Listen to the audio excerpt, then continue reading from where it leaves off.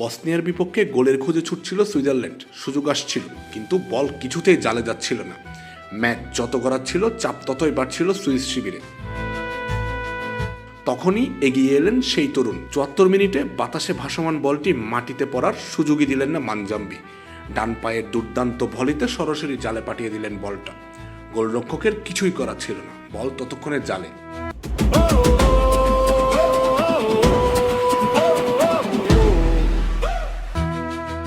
মাত্র ২০ বছর বয়সী এই মিডফিল্ডার বিশ্বকাপের মঞ্চেও ঘাবড়ালেন না এতটুকু। ফ্রাইবুর্গের হয়ে বুন্দেসলিগায় মৌসুমের পর মৌসুম নিজেকে প্রমাণ করা মানজাম্বি আছে দেখিয়ে দিলেন বড় মঞ্চ তাকে ছোট করে না, বরং আরো বড় করে তোলে।